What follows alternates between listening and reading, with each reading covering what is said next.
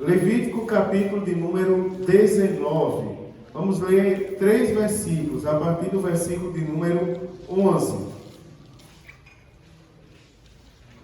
Diz assim: Não furtareis, nem mentireis, nem usareis de falsidade, cada um com seu próximo, nem jurareis falso pelo meu nome, pois profanareis o nome do vosso Deus. Eu sou o Senhor. Não oprimirás o teu próximo, nem o roubarás. A paga do jornaleiro não ficará contigo até a manhã. Amém, queridos? Só esses 3 versículos para a nossa meditação essa noite. Meus amados irmãos, eu estou comentando com os irmãos sobre os 10 mandamentos. E eu comecei desde o primeiro mandamento aqui, expor para os irmãos todos eles, né? Amar a nosso Deus, não fazer imagem de escultura, não tomar o nome do Senhor em vão, lembrar do dia do Senhor para o santificar, honrar pai e mãe, não matar e não adulterar, não é isso? Hoje eu quero ir para o 8º mandamento. E o 8º mandamento, ele traz no seu contexto: não furtarás, tá certo? Não furtarás. Irmãos, é interessante que alguém mandou uma pergunta para mim, dizendo: pastor, aonde estão na Bíblia Sagrada os mandamentos? Os mandamentos da Bíblia Sagrada, eles estão desde o livro do Gênesis até o livro do Apocalipse. Todos os livros da Bíblia têm mandamentos ao Senhor, tá certo? E, irmãos, voltando aqui à história dos mandamentos, desde o Gênesis até o Apocalipse, nós temos mandamentos de Deus, coisas que ora Deus manda nós fazermos, ora Deus proíbe nós fazermos, ora Ele nos manda ter cuidado, né, irmãos? Tem coisas que, quando eu estou ensinando aos novos convertidos, eu faço a comparação com as luzes do semáforo. Tem coisas na Bíblia que Deus nos autoriza a fazer, que é a luz verde. Tem coisa que Deus diz para a gente não fazer, que é a luz vermelha. E tem coisa que Ele manda ter atenção, não é? Que é a luz amarela. Por exemplo, quando Deus fala acerca dos falsos profetas, Ele diz: acautelai-vos dos falsos profetas. Os irmãos que já leram a carta de Judas, vê que a carta de Judas é uma exortação à igreja para ter cuidado com algumas pessoas que andavam dissimulando no meio da igreja, que Judas chama de dissimulado, e diz mais um monte de desaforo com essas pessoas na sua carta, não é? Mas hoje eu quero começar do 8º mandamento. O 8º mandamento, ele está bem explícito na Bíblia Sagrada. O versículo de número 13, né, que a gente leu aqui, ele diz claramente, lá no final, ele diz assim, aliás, no início: não oprimirás o teu próximo, nem o roubarás. Se a gente for ler lá no livro do Êxodo, ou lá no Deuteronômio, onde estão bem explicitados os mandamentos, né? Ou em Êxodo, Deuteronômio capítulo 5, ou então lá no livro do Êxodo, né, onde a gente já leu exaustivamente até a semana passada, nós vamos ver que está bem explícito lá: não furtarás. Esse mandamento, ele diz respeito à proteção da propriedade, e ele abrange, irmãos, ele é bem abrangente, ele abrange o furto e também outras práticas fraudulentas, sobre as quais nós temos que vigiar para nós não cairmos nas armadilhas que o diabo coloca na nossa frente todos os dias. Irmãos, como os irmãos já sabem, tem coisas no Código Penal, no ordenamento jurídico, que é conhecido dos irmãos. Hoje em dia todo mundo sabe dizer o que é o latrocínio, né? Que é o roubo seguido de morte, até porque dá quase todo dia na TV. Há uma diferença entre roubo e furto, não é? O roubo, ele tem o uso da força, da ameaça ou da grave ameaça. O furto não, tá certo? O furto não tem uso de força, ameaça ou grave ameaça.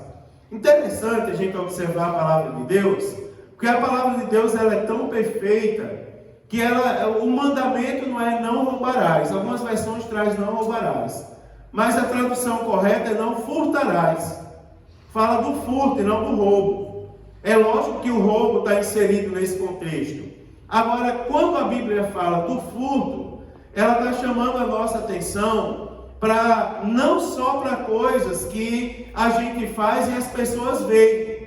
Porque o roubo, como ele tem que ter ameaça, grave ameaça ou uso da violência, da força, então o roubo tem que ser algo que tenha contato físico, né? Tem que ser algo que as pessoas vejam o que está fazendo. Agora o furto não.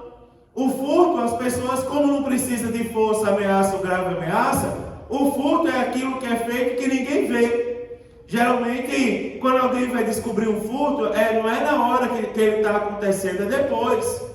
Depois que aconteceu, quando sente falta. Há possibilidade de pegar, de dar um flagrante. Mas na maioria das vezes se descobre depois, porque é algo que se faz e geralmente não se vê. Preste atenção que os mandamentos, eles nos aproximam de Deus. Eles nos chamam a atenção sobre quem é Deus na nossa vida. Lembra quando eu estava falando aqui, irmão, sobre o pecado? Que eu disse assim, irmãos, o pecado é uma coisa tão perigosa, porque quem olha para a gente não vê o pecado na gente. Quem olha para a gente, eu estou cansado de ver os irmãos também, pessoas ditas como grandes homens e mulheres de Deus, daqui a pouco a gente descobre que estava em pecado, porque não está escrito na testa, pecador, ou cometeu tal pecado, não está escrito isso. Mas é interessante, porque existe a maneira como a gente vê, e existe a maneira como Deus vê. Eu não sei se os irmãos lembram daquele dia que eu disse assim, às vezes a gente tem que ter cuidado. Eu poderia falar de quem não está na igreja, mas eu estou ensinando a minha igreja, estou falando para crentes, estou falando para mim e para os meus irmãos em Cristo. Você observa que perigo é o povo olhar para a gente e dizer é um santo homem de Deus, e o céu olhar para a gente e dizer assim, é um transgressor, é um pecador. Veja como isso é sério, como é duro. O mundo olha e vê uma coisa, agora o céu vê outra completamente diferente, porque os olhos de Deus vê muito mais do que os nossos olhos. Você observa que o mandamento ele fala, não furtarás. Quando diz não furtarás, é porque está chamando a nossa atenção, principalmente, irmãos, para práticas fraudulentas que as pessoas não veem. Por exemplo, irmãos, o crente que é comerciante, ele tem que vigiar muito. Sabe por quê, irmão? Porque Deus está vendo quando ele é honesto, quando ele não é honesto. Mas, pastor, eu sou dizimista. Do seu dízimo não compra ingresso para você entrar no céu. Seu dízimo tem que ser uma questão de fé. Você tem que dizimar porque está escrito na Bíblia que Deus repreenderá o devorador da sua vida e que Ele abrirá as portas do céu sobre a sua vida. Agora, dízimo não compra pecado. Dízimo não compra perdão para os pecados. Por exemplo, um comerciante que age fraudulentamente, Deus está vendo. Alguém, irmãos, que tenta se aproveitar de outra pessoa, seja lá de que maneira for, Deus está vendo, Deus está olhando. O mandamento chama a nossa atenção, que ele diz assim, cuidado, principalmente com as coisas que as pessoas não estão vendo. Deus não se deixa escarnecer. E Deus não deixa escarnecer a igreja. Sabe por quê? Porque a igreja é a noiva do Cordeiro. Aleluia. Ela está selada pelo poder de Deus. E quem coloca a mão na noiva vai se ter com o noivo. Você observa, irmãos, a gente tem que tomar muito cuidado, muito temor. Um rapaz da nossa igreja começou a estudar a Bíblia, aprendeu metade, aliás, um quarto ou menos que isso da história de Israel, e disse assim, pastor, eu estou preparado para dar aula para os adultos. Na escola dominical, disse, não rapaz, tudo tem o seu tempo. Talvez eu peça ao superintendente para colocar você na escala dos adolescentes, que você tem condições de dar aula para eles. Para os jovens, talvez, mas para os adultos não, tem que casar primeiro, tudo tem o seu tempo. Tem que ter o tempo determinado. Mas eu já sei de tudo, mais do que muita gente. Cuidado, porque quem sabe muito não fala muito não. Quem fala muito, quem fala muito, geralmente, tem um ditado por aí que eu não gosto que diga. Não é porque eu não gosto de palavras que agridam as pessoas. Mas eu não vou falar para agredir, porque as pessoas dizem por aí, lá na universidade onde eu estudei, dizem, quanto maior o anel, mais não, diz assim, quanto maior o anel, pior o bacharel. Né? Quanto mais quer se exibir, mais está devendo alguma coisa. Eu estava lendo um livro outro dia, Sabedoria segundo escreveu Salomão. E é um livro onde o autor, ele mostra várias situações da vida, e ele compara, ele explica essas situações baseado no que está escrito no livro dos Provérbios. E ele estava mostrando, os irmãos já viram uma pessoa no trabalho extremamente mal-humorada? Aquela pessoa, José, que ela não se relaciona com a outra, é a pessoa áspera. Chega no trabalho como aquele gato zanho. Você chega perto dele, né, e já quer esunhar, não se dá com ninguém. Daí Salomão diz, eu não tenho a referência agora na mente, que aquilo ali é um esconderijo de improdutividade. Eles podem observar, a pessoa mais mal-humorada no trabalho é a que menos produz, é a que menos dá fruto. E ela tenta esconder a sua infertilidade, não é, sendo agressivo com os outros. Você pode observar, irmão, quando você vê excesso de santidade, excesso, irmão, de mistério, desconfie. Desconfie, porque quando a glória sai de Deus é um perigo. A glória tem que permanecer com Deus. Quem salva, quem cura e quem batiza no Espírito Santo é Deus, nós somos nós. Quando você vê excesso de muita coisa, não é? Cuidado com isso. Eu sou batizado no Espírito Santo, não estou toda hora falando língua estranha e contando mentira que Deus não me mostrou, não. Sabe o que Deus mostrou? A palavra. Sabe o que a palavra está dizendo hoje? Cuidado, mãozinha com o que faz, porque Papai do Céu está de olho em tudo. Ele vê principalmente o que as pessoas não veem. A Bíblia diz que antes das palavras dele, ele já sabe. Você observa como Deus é poderoso. Ele diz assim, essa passagem refere-se a qualquer negócio com vantagem ilícita, que deixa o outro no prejuízo. Tenha cuidado com isso. Não é, irmãos? Muito cuidado. Quando eu cheguei aqui nessa igreja, e uma das congregações que pertencia para o nosso setor e não pertence mais, agora lá é outro setor, teve uma confusão por causa do ar-condicionado. Estava aqui, um dia o dirigente chegou. Aí o pastor, corra ali na igreja, porque uma irmã doou o ar-condicionado para a igreja, e o marido dela chegou agora para tomar o ar-condicionado. Mas já tem 6 meses que ela doou. Aí tem 6 meses que ela doou o ar-condicionado, já está instalado na igreja, o povo já deu glória, e agora o homem quer tomar o ar-condicionado. Aí eu peguei o carro e fui lá. Cheguei lá, o homem bem educado. Eu disse, esse homem tu veio tomar o ar-condicionado da igreja? Aí ele disse, vim, pastor, que eu não doei o ar-condicionado para a igreja. Eu disse, mas aí eu olhei para o dirigente, mas não foi uma doação, você não me disse? Eu não estava aqui ainda na época da doação, foi assim que eu cheguei aqui. Aí ele disse assim, não, mas foi, pastor, foi uma bênção que doou. Ele disse, não, senhor, eu trabalho embarcado, eu viajei, quando eu estava lá no trabalho, recebi uma ligação de um irmão que eu não sei quem foi, e disse assim, irmãos, você não é crente, mas tem um coração bom. Nós estamos fazendo uma campanha para esfriar a nossa igreja, que está muito quente. E a gente queria pedir a você uma contribuição. Você pode dar a contribuição? Ele disse, posso. Eu estou embarcado, mas pode falar com minha esposa. Aí ele disse, o irmão chegou lá em casa e disse à minha esposa, teu marido mandou tu tirar o ar-condicionado da parede e doar para a igreja. Usando de engano. E eu fui a favor, disse ao homem, não suba não na parede não, que eu vou chamar uma pessoa agora para tirar esse ar-condicionado e mandar para você. Nós, irmãos, a igreja não é usurpadora de ninguém. A igreja não é usurpadora de ninguém. Pessoas que tentam usurpar a vida de outros não têm parte com Deus.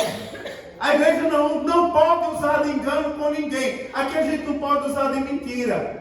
Dê R$10 aí, Marinho, porque Deus vai botar R$1.000 na sua conta amanhã. Mentiroso. Deus não faz isso não, irmão. Faça por fé. Senhor, vou doar para a obra missionária porque eu creio nas bênçãos do céu sobre a minha vida.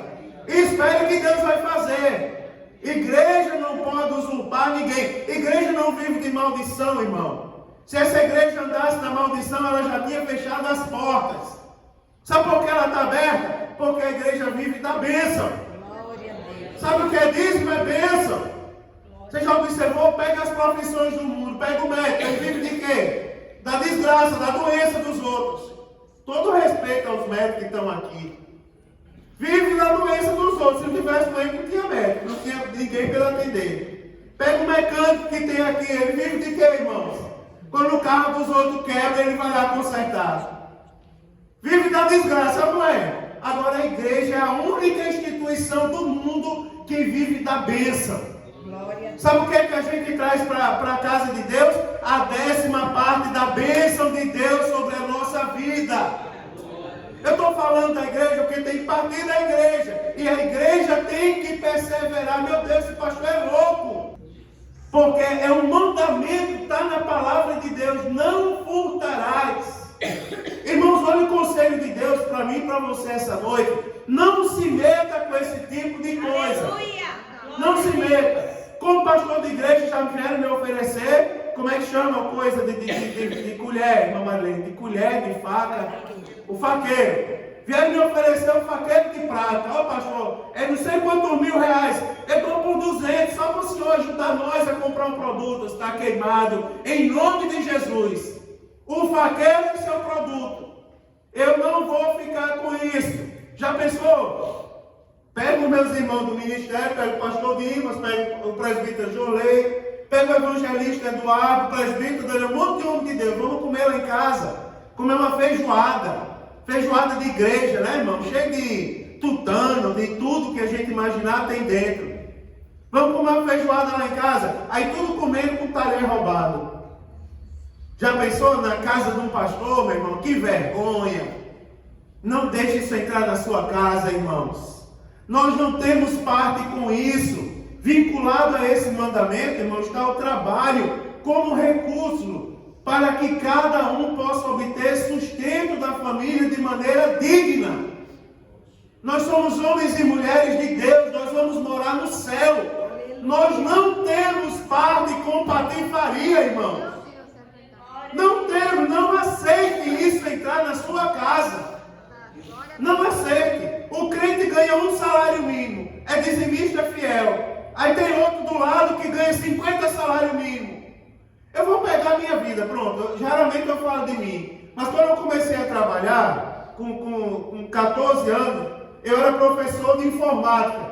Fiz um curso lá, MS10, MS2, WordStar, Lotus 1, 2, 3. Não tinha ninguém que ensinasse aquilo. Eu fui ensinar aquele troço. Lá não me chamava professor, porque eu era muito jovem, chamava monitor. Hoje monitor é a tela, né? Mas me chamavam de monitor. E tinha os professores, irmãos, que eram bambambam, os professores do pré-vestibular, homens trazidos das maiores universidades do Brasil para aquela escola, para dar aula, aquele vozeirão, né? A fórmula de Bhaskara, eita Deus, não sabia nem falar aquele negócio que eles diziam. Mas quando era no outro dia, recebia dinheiro, fechava o bairro mais famoso da cidade, pagava bebida e prostituição para todo mundo. No outro dia chegava para mim e dizia assim: ei, meu garoto, diga, meu filho, me presta aí 10 para eu pagar o táxi. Os caras estão dinheiro, rapaz. Não receberam dinheiro ontem, mas eu não tenho mais. Aí ele pediu dinheiro emprestado a quem? Ao crentezinho, que ganhava metade do salário que naquela época, não sei se alguém alcançou aqui, naquela época quem era de menor não podia ganhar um salário, porque na época tinha isso, né? Só podia ganhar metade do salário, ainda alcancei aquilo ali. José alcançou também, que é mais antigo que eu. Mas é verdade, só podia ganhar metade do salário. Aí eu ganhava metade do salário, né? O outro ganhava dinheiro para fechar a Zona Sul de Natal. Mas quando era no outro dia, vinha pedir dinheiro emprestado ao crente. Porque a Bíblia Sagrada diz assim, ó: não se perturbe com a iniquidade, nem tenha inveja de quem rica ilicitamente, porque sem vontade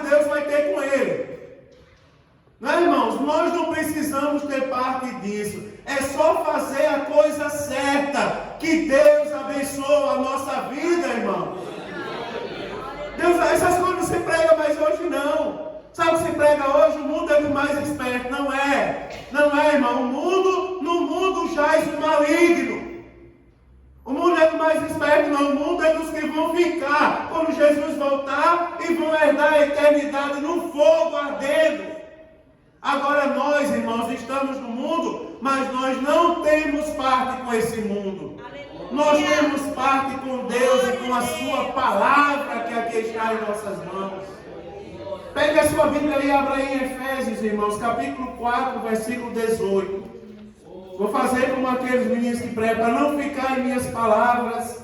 Olha aí Efésios, capítulo de número 4, versículo de número 28, aliás.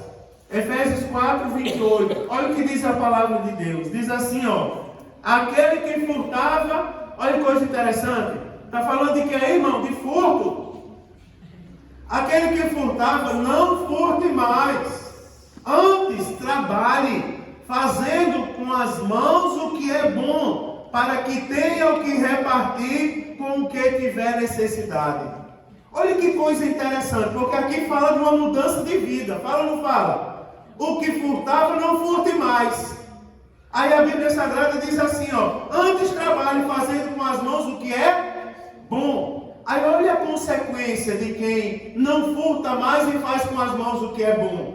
Porque a Bíblia Sagrada diz assim, para que tenha o que repartir com o que tiver necessidade. Ou seja, quem é que vai repartir, irmão, com o que tiver necessidade? Aquele que não furta mais. Aquele que usa o seu trabalho de maneira digna. Veja como é bonita a palavra de Deus, né? Aonde o pastor acha esses versículos? Na Bíblia, irmão. Está na Bíblia. Não é? Quer ver outra coisa? Porque a Bíblia está sagrada. Agora eu vou entrar nos últimos 2 mandamentos. Vou terminar, em nome de Jesus hoje. Porque o 9º mandamento, ele diz assim, ó. Não dirás falso testemunho contra o teu próximo. Eita, irmão, isso aí é terrível. Né? Que palavra é essa? Não dirás falso testemunho contra teu próximo. Preste atenção, porque no contexto do 9º mandamento agora, não furtarás, vocês já entenderam o que significa. Agora, no contexto do 9º mandamento, o que a Bíblia proíbe agora? A Bíblia está proibindo a todos nós o que, irmãos? Mentira, mexerico, falso testemunho contra o próximo, tanto diante do nosso dia a dia, do nosso cotidiano, quanto diante dos tribunais. Olha o que a Bíblia diz, não dirás falso testemunho contra o teu próximo. Trata, irmão, sabe o quê? Da proteção da honra e da boa reputação. O propósito desse mandamento, sabe o que é? Combater a mentira. Tá certo? Combater a mentira, a calúnia e a falsidade entre o povo. Você observa, irmãos, tem igreja aí que é um campo de guerra. Você sabia disso? Tem igreja, e se eu não vigiasse muito, essa igreja seria um campo de guerra. Minha primeira semana nessa igreja, uma mulher veio denunciar a outra. Vocês conhecem a história. E eu, quando venho denunciar, as pessoas não vêm caluniar ninguém para mim. Não vem, sabia disso? Não vem. Sabe por que não vem? Porque sabe que eu não tenho parte com isso. Aí não vem. Se alguém procura você para falar mal dos outros, olhe a sua vida como está. Porque a pessoa está vendo em você uma brecha para falar mal dos outros. Alguém procura você para falar mal dos outros? Vai lá na sua casa, vai, Eduardo. Vou falar um negócio de Ezequiel. Ezequielzinho, tu vê ele com aquela carinha bonitinha de santo, mas olhe. Alguém procura tu para dizer isso? Não procura. Irmão, se na sua casa está indo pessoas caluniar outras, mentir contra outras, denunciar outras, o problema está em você, não está nos outros não. Você sabia disso? O crente que tem parte com Deus, as pessoas procuram ele, sabe para quê? Para pedir oração. Ore por mim porque eu estou doente. Ore por mim para eu aceitar Jesus. Ou então procura para dizer, um dia eu fui na tua igreja, entrei lá, Jesus me curou. Pronto.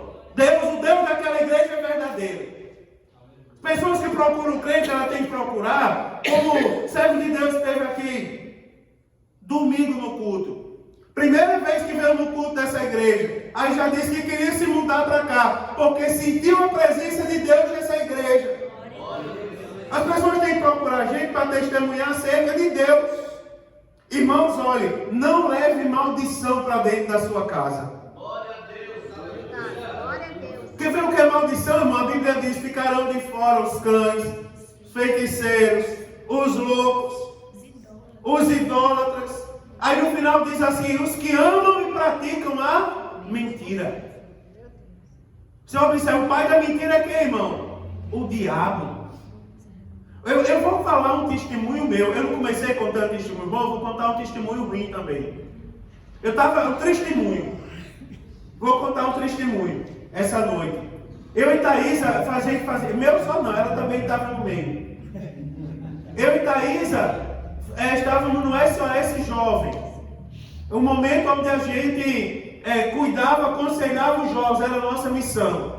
Grande congresso em uma cidade e a gente lá recebendo os jovens para aconselhar ele. De longe lá veio um rapaz todo cheio de trejeito, todo se requebrando. Lembra daquele dia, Thaís? A voz meia afinada, sabe? Meio requintado demais, cheio de coisa, cabelo com umas mechas pintadas de um jeito e tá de outro. Aquele rapaz sentou, quando ele apontou de lá, eu disse no meu coração: ih, olha só quem vem agora, para ele te aconselhar. Já comecei a maquinar na minha mente os versículos que eu ia dar para ele, porque eu achava que já sabia o que ele tinha. Tem que ter cuidado com isso, com pré-julgamento, não é?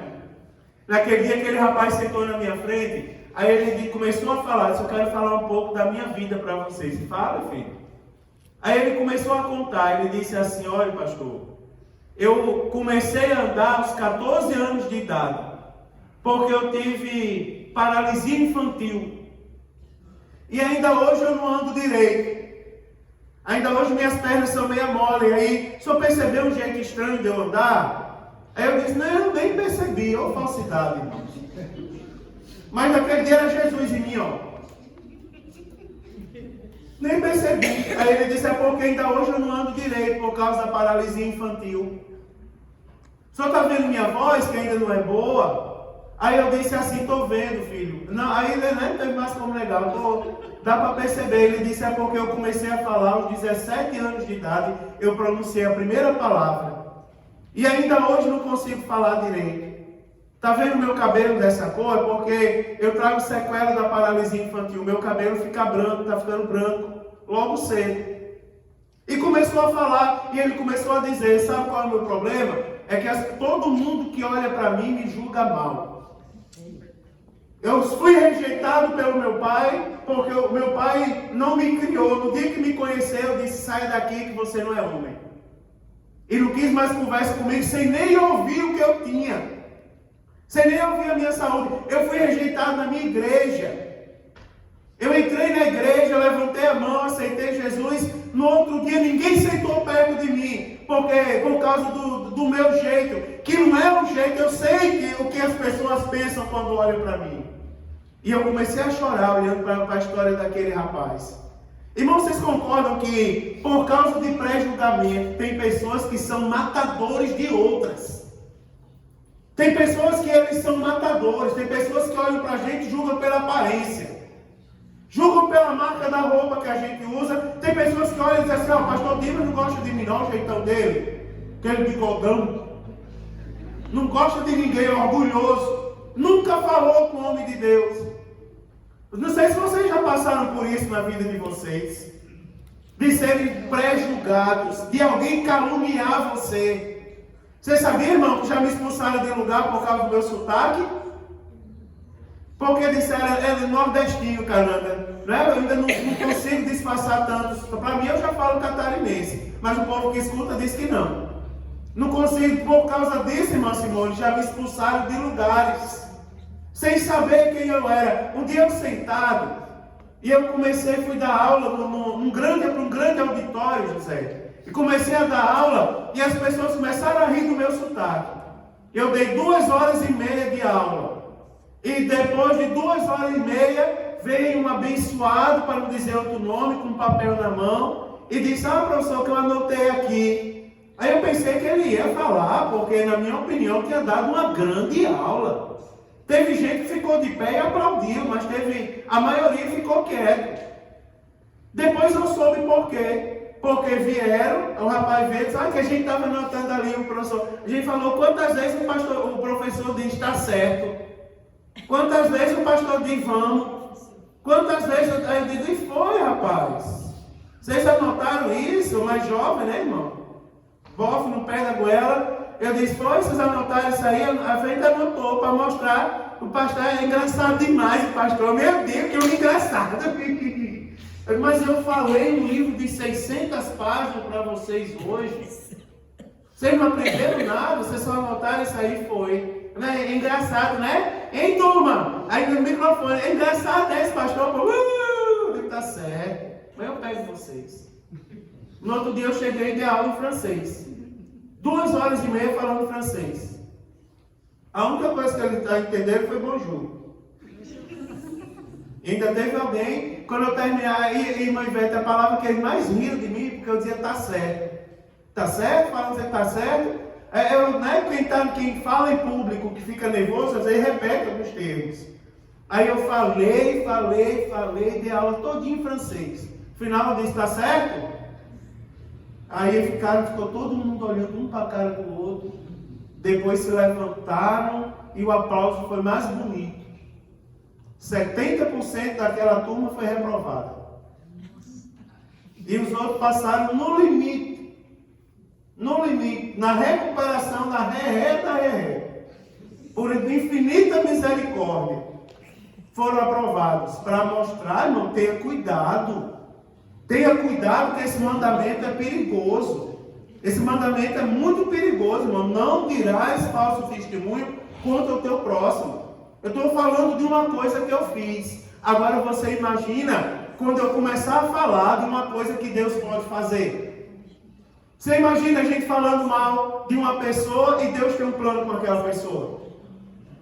Você imagina, né, a gente menosprezando, dizendo que aquela pessoa não é, ou simplesmente do que a gente acha, e de repente Deus está olhando para a gente e dizendo, esse aí é um vaso escolhido. Não é? Isso aí é um vaso escolhido, isso aí foi eu que separei. Você já observou, irmão, que os melhores cantores da nossa igreja não têm a voz bonita? Tem uns que tem, né? Que Deus usa com vozeirão. Mas você já viu que a unção faz a diferença? Eu já ouvi grandes mensagens que ninguém dá uma glória a Deus, o povo tudo cochilando. Mas você vê aquela mensagem mais simples com sal. Aleluia. Você já viu, irmão? Você já pensou a gente caluniando um grande pregador do evangelho que está lá sentado? No banco da igreja? Já pensou, irmão, a gente... Se você já ouviu dizer que no céu vai ter muita surpresa? Aquela pessoa que ninguém dava nada por ela, de repente você chega no céu, aí você olha, se chegar, né? Ou senão vai lá na porta, no dia do julgamento. Porque todo mundo vai ser julgado, uns para salvação, outros para condenação. Aí você imagina, se naquele dia você olhar, meu Deus do céu, eu não sei como vai ser aquele dia, mas já pensou? O anjo mandou o irmão Paulo para o céu. E mandou aquele irmão que eu achava que ia para o céu e foi para o outro lado, irmão. Aquela mão negra levou ele embora. Já pensou, não é perigoso isso, irmãos? Olha só, a gente tem que pensar nisso. Irmão, se tem alguém aqui, não estou dizendo que tem, mas se tem alguém aqui que dá brecha a espírito de calúnia, de fofoca, não faça isso não, irmão. Se junte com quem fofoca, não. Se junte com quem lhe aquece. E lhe aquece no Espírito Santo, irmão. Não é? Você já viu quando o apóstolo Paulo, poucos dias eu preguei um pouquinho só da mensagem que Deus me deu sobre a ilha de Malta. Foi o dia da ceia, que não dava tempo de pregar tudo. Aí você observa, quando o apóstolo Paulo chegou na ilha de Malta, que os bárbaros receberam ele, a primeira coisa que fizeram foi o quê? Uma fogueira. E era tão boa a fogueira que o apóstolo Paulo saiu procurando graveto para o fogo não se apagar. Sabe para que a gente tem que procurar graveto, irmão? Sabe qual deve ser a nossa preocupação? O fogo não se apagar. Agora, calúnia apaga fogo. Fofoca apaga fogo. Mentira apaga fogo. Eu conheço pessoas que foram mortas por causa de mentira. Eu vou falar uma coisa minha, né? Pronto, hoje eu não estou com, sei lá, fugir até a palavra que eu ia dizer, para dar testemunho meu. Eu passei 2 anos quase com minha esposa em depressão dentro de casa. E muitas coisas, muitas sequelas ainda perduram até o dia de hoje. Por causa, sabe de quê, irmão? De uma calúnia. Até provarem que aquilo ali era uma mentira, até provarem que aquilo ali eu sofri, que vocês não fazem ideia. Sofri até o dia de eu me desviar. Contei para vocês já que um dia eu me desviei. Um dia eu disse, Senhor, não quero mais ser crente. Eu disse, eu não sou mais crente a partir de agora, porque eu estou pregando e o Senhor está salvando, batizando o Espírito Santo, mas minha casa está em desgraça. Minha esposa está lá dentro do quarto. Eu disse isso a Deus por causa de uma mentira, de uma calúnia, de uma difamação. Você imagina, irmão, tenha cuidado. Né, irmãos? A Bíblia diz assim, quando a Bíblia diz para a gente não fazer, é porque tem uma penalidade. Tá certo, irmão? Tem uma penalidade para quem faz. Quem faz não tem parte com Deus. E que coisa terrível é a mão de Deus pesar. Né, irmãos? Então tenha cuidado com isso. Nós não temos parte com isso. Eu quero falar para você, hoje, Jolene, eu vou lá na sua casa depois do culto, que eu tenho umas coisas para falar acerca da minha sogra. Aí Jolene vai dizer assim, não vai não. Falar mal dos outros, não vai não. Eu sei, apesar de ser a sogra, mas não vai não. Né, irmãos? E se bem que a minha não fala mal, graças a Deus. Jesus me guarda assim, né? Mas ela está ali, eu estou usando ela entende por quê. Eu vou lá, irmã Noemi, porque eu tenho umas coisas, uns babados para contar, tem uns babados. Não, irmã Noemi vai dizer, não, minha casa não é lugar de babado não, meu irmão. Minha casa não é lugar de babado não. Minha casa não é, diz aí uma palavrinha que as pessoas que fofocam dizem. Né? Eu lembrei do babado agora. Né? Sei lá, vou contar Alguém falou uma palavra aí. Contar tem um mexerico? Um mexerico para lhe dizer, vai para lá do teu mexerico, rapaz. Eu tenho parte com Deus. Minha casa não é lugar de maldição não, minha casa é lugar de bênção. Vai para minha casa, e eu vou dizer, quando chegar na sua casa, faz tempo que eu não digo isso, eu vou falar, proteja a sua casa disso. Sabe por quê, irmãos? Olha para mim. Eu vou pegar, mas assim, cheio de netinho em casa. Já pensou uma pessoa chegar na casa da senhora para falar mal dos outros e os netinhos tudo ouvindo? Eles vão crescer dizendo assim, eu não vou para a igreja não, porque quando eu era pequeno, os irmãos iam na minha casa, mas não era para orar pela minha avó não. Não é, irmão? Estou usando, não estou dizendo que vão, viu, mas assim, me entenda. Estou pegando pessoas que são mais próximas para os irmãos entenderem. Sabe o que é que a gente faz? Já chegou na minha casa alguém assim, vem cá, Thaisa, vamos supor que tu vem fazer isso na minha casa. Eu ia dizer, fique lá, vou trazer Marinho. Mas você já viu, vamos supor que Thaisa veio, bateu minha porta e entrou para me contar um mexerico. Aí eu já sei o que ela veio fazer. Antes dela falar, irmãos, eu vou ensinar você a levar a bênção para o seu lar. Ô, irmã Thaisa, coisa boa você está aqui, né? Vamos supor que Thaisa é minha prima, tenho liberdade para abraçar ela. É, irmão? Coisa boa você está aqui. Não estou me aproveitando. E eu sei que você veio na minha casa. Que bom que você está aqui. Eu sei que você veio trazer bênção. Eu sei o que ela veio fazer. Mas eu sei que você veio trazer bênção. Eu sei que você veio na minha casa falar de Deus. Antes de você começar a falar, deixa eu fazer uma oração. Senhor, abençoa a vida da tua serva. Bota mais a mão na cabeça. Abençoa a vida da tua serva que veio na minha casa nesse dia falar acerca do teu amor. Que veio na tua casa, veio na minha casa nesse dia, ó Deus, trazer boas novas, contar bênçãos. Compartilhar, Senhor, das tuas maravilhas na vida dela. Senhor, tudo contrário a esses propósitos, ó Deus, coloca por terra, e que ao final desta conversa, possa eu e ela estar mais edificados em Ti, em nome de Jesus, amém. Agora eu vou dizer, pode falar, Thaisa, você veio falar. Eu duvido que ela fale mais mal de ninguém na minha casa.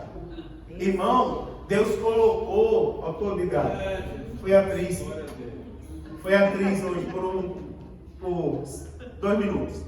E você imagina, irmãos, você imagina quantas coisas não são evitadas? Deus colocou autoridades nas nossas mãos. Em meu nome, vocês expulsarão demônios.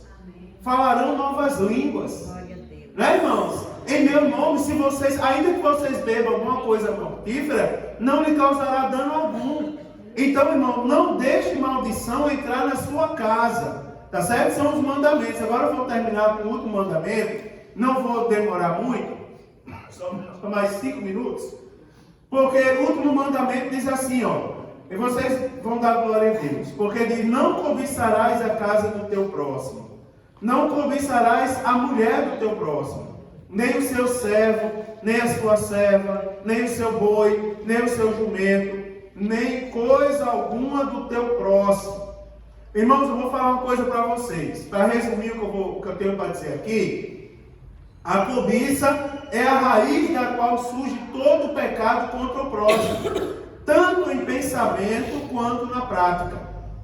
Lembre-se que pecado é tudo aquilo. Vamos voltar lá a terceira classe. Né? Discipulado é tudo aquilo que a gente faz, pensa ou fala. A cobiça, irmãos, é o tipo da coisa onde surge todo o pecado contra o próximo, tanto em pensamento quanto na prática. Preste atenção, uma coisa interessante: o propósito divino é proteger o seu povo aqui de ambições erradas. A cobiça, irmão, infecta. Perdoe. A cobiça infecta pobres e ricos. E nas suas mais diversas formas. Olha o que diz o mandamento. Não cobiçarás a casa do teu próximo. Não cobiçarás a mulher do teu próximo.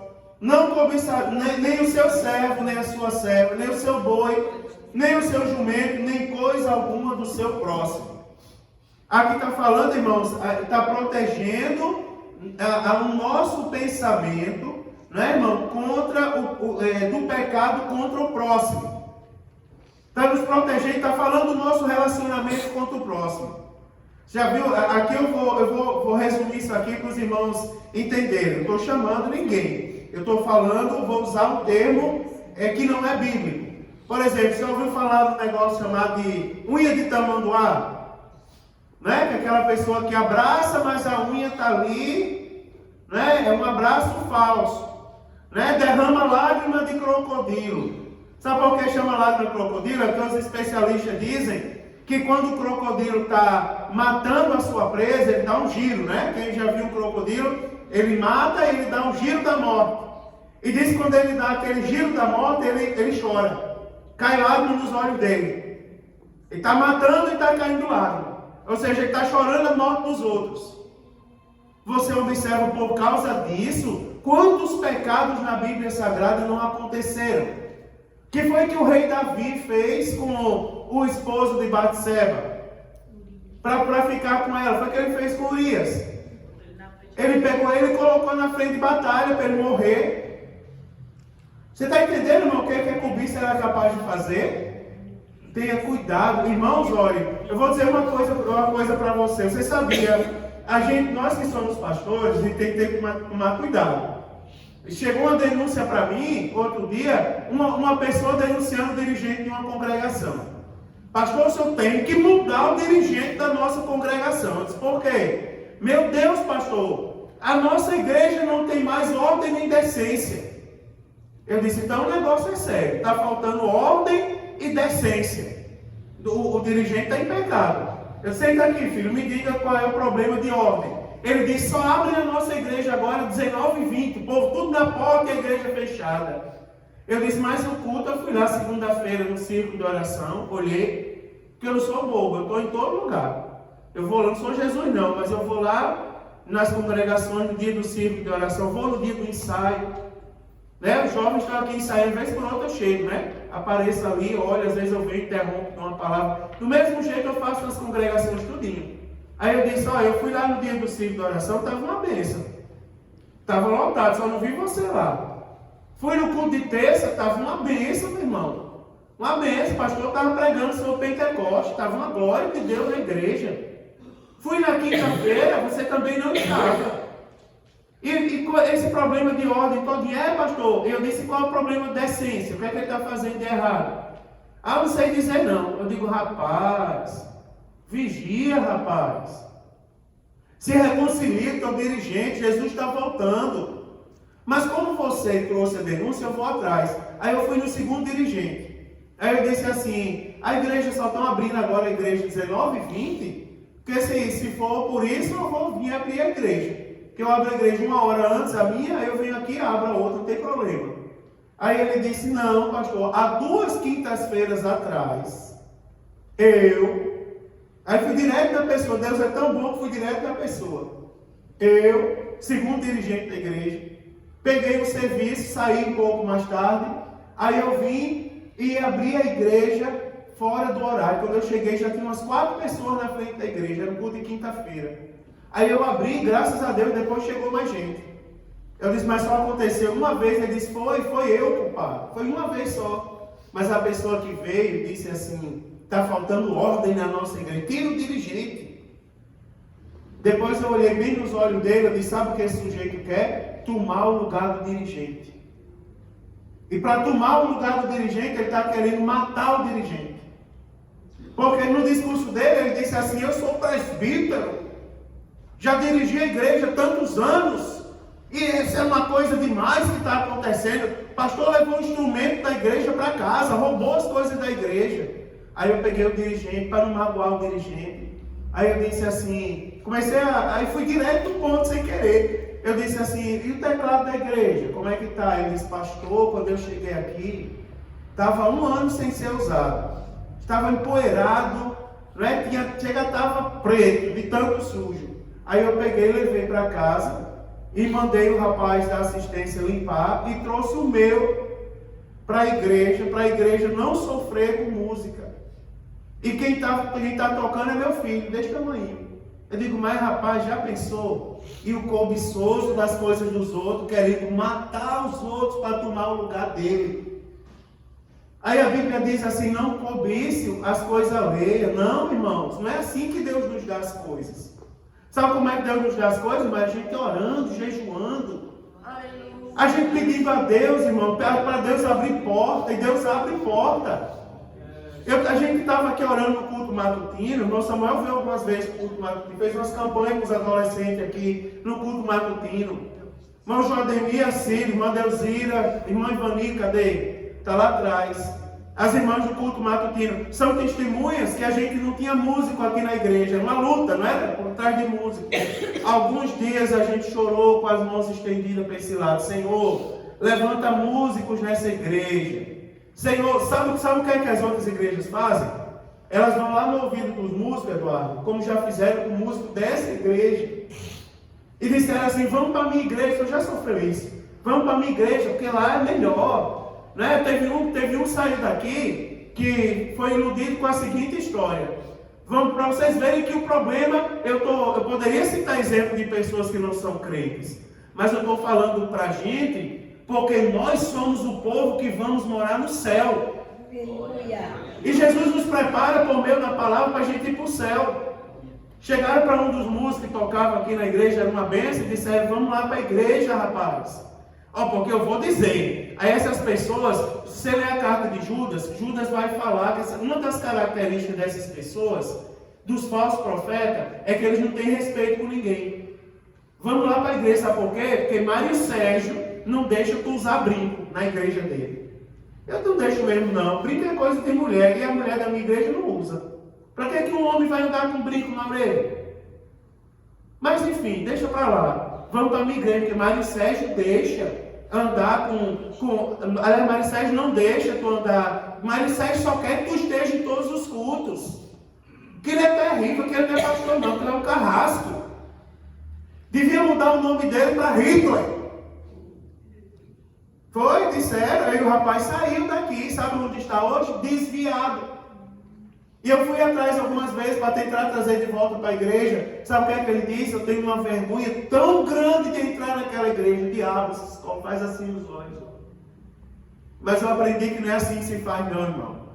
Você vê os pré-congressos da nossa igreja, eu não saio por aí convidando as igrejas a ler para vir para cá, não. Saio não. Vocês são testemunha disso. Não convido. Não tem problema convidar, nem tem problema ir. Mas eu não convido, não é do meu perfil. Aí você observa, irmãos, tirou o rapaz da igreja, a gente de madrugada orando, Senhor, levanta músicos para a tua casa. Senhor, eu creio que o Senhor... Vocês lembram desse discurso, lembra, irmã Ivani? Senhor, eu creio que o Senhor é poderoso para levantar uma orquestra nessa igreja. Não só uma banda de música, mas uma orquestra. Irmãos, e Deus fez, irmãos. Deus fez. Daqui a pouco Jesus começou a salvar músicos.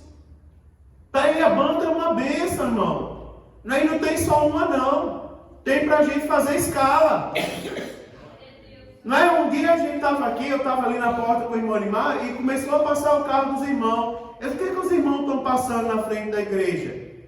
Aí eu liguei no outro dia, irmão, por que estão indo cantar em outra igreja? Aí eu disse, Thaísa, fala com a irmã, por que ela tá indo, por que eles estão indo para outra igreja? Aí Thaísa foi lá e falou, eles disseram, não, é que a gente está aprendendo a tocar instrumento de sopro. E na nossa igreja não tem nem espaço para a gente ensaiar, nem tem orquestra. A gente está indo tocar na orquestra de outra igreja. Eu disse, não, Thaísa disse para eles para vir ensaiar aqui.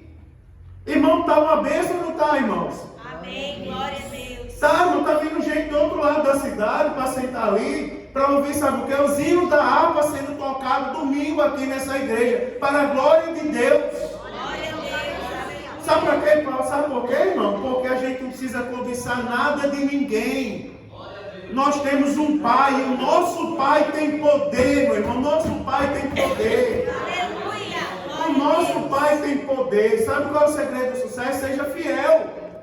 Seja fiel a Deus, irmão. Ande em conformidade com essa palavra. É o segredo do sucesso, irmão. Você quer comprar uma casa? Eu vou dizer como você compra. Comece a apresentar diante de Deus. Dobre seu joelho e diga assim, Senhor, eu não tenho dinheiro para comprar uma casa, mas eu creio que o Senhor é o Deus que me dá casa. Aleluia.